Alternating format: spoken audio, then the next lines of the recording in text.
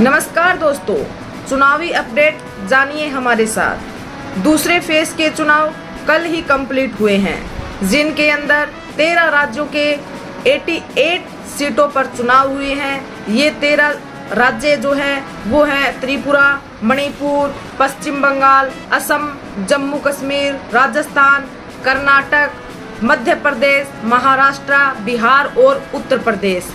इन 13 राज्यों की 88 सीट पर कल चुनाव हुए हैं, जिनके अंदर अगर हम वोट प्रतिशत का देखें, जो फर्स्ट फेज में जो चुनाव हुए थे उसके अंदर 50% जनता ने जो वोट डाले, मतदान किया, वो 50% जनता का था।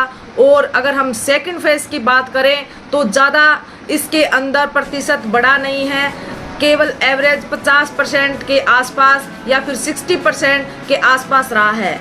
50% का फर्स्ट फेज में जब चुनाव हुए तो 50% जनता ने वोट किए, और यही जो प्रतिशत है वो सेकंड फेज के चुनाव में देखने को मिलता है।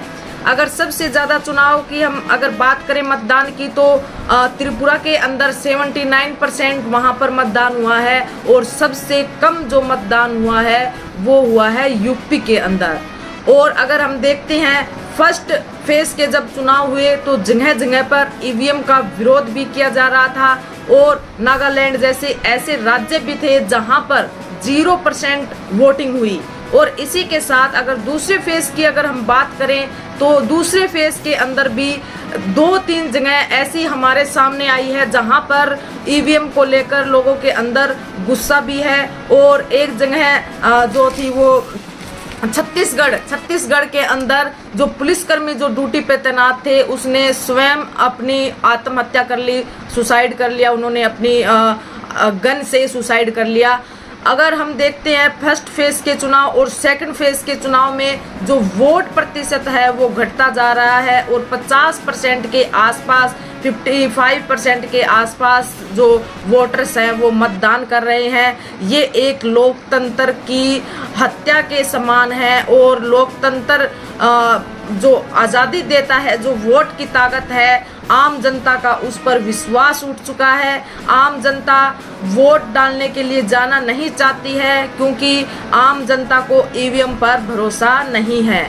लेकिन हम फर्स्ट फेज और सेकंड फेज के जो चुनाव देख रहे हैं, 50% इसमें युवा, महिलाएं और जो बुजुर्ग हैं, खासकर जो युवा वर्ग है, उनका वोट प्रतिशत घटा है।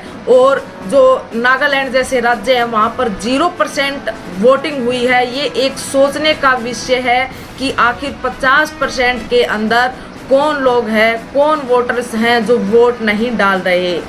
तो यही हाल अभी दूसरे फेज के चुनाव के दौरान रहा। सोचने का विषय है कि जो प्रतिशत है वोटिंग का वो घट रहा है, 50% के आसपास वोटर्स मतदान कर रहे हैं। ये देखने और सोचने पर पता चलता है कि जो आम जो मतदाता है उनका जो ईवीएम है या जो इलेक्शन कमीशन है उस पर से उनका विश्वास उठ चुका है, और आम जो मतदाता है, आम जनता है, वो वोट करना नहीं चाहती है। क्योंकि कहीं ना कहीं हम पिछले काफ़ी दिनों से जो देख रहे हैं कि ईवीएम के खिलाफ किस तरीके से एक आंदोलन चल रहा है कि ईवीएम बैन हो, बैलेट पेपर से चुनाव हो, ईवीएम विश्वसनीय नहीं है। इस तरह का अभियान काफ़ी लंबे समय से चला आ रहा है, और कहीं ना कहीं ये रिजल्ट उसका भी है कि सुप्रीम कोर्ट ने ये बात नहीं मानी, और फलस्वरूप जो मतदाता है वो वोट डालने के लिए ही नहीं जा रहे।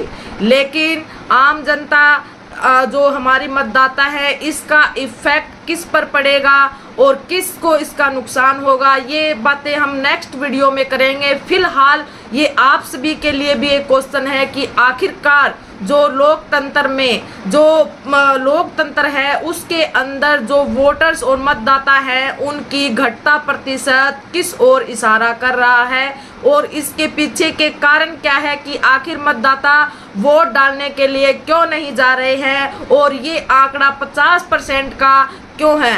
क्या ये इतने सालों से जो अत्याचार से संबंधित मणिपुर के अंदर हमने देखा, और नागालैंड और इस तरह के राज्यों के अंदर हमने जो एट्रोसिटी की घटनाएं देखी, क्या ये उनका इफेक्ट है या फिर ईवीएम का इफेक्ट है या जातीय हिंसा या किसान आंदोलन या फिर हर रोज हो रहे आम जनता पर तरह तरह के शोषण अत्याचार, उनकी बदौलत आम जनता का लोकतंत्र पर से विश्वास उठ गया है, इलेक्शन कमीशन पे से विश्वास उठ गया है, हमारी जो कोर्टें हैं उन पर से विश्वास उठ गया है, सरकार पे से विश्वास उठ गया है। और आप सभी अपनी राय दीजिए और कमेंट बॉक्स में हमें बताएं कि आप इस विषय में क्या सोचते हैं कि आखिर वोटर्स और मतदाता के घटते प्रतिशत के पीछे।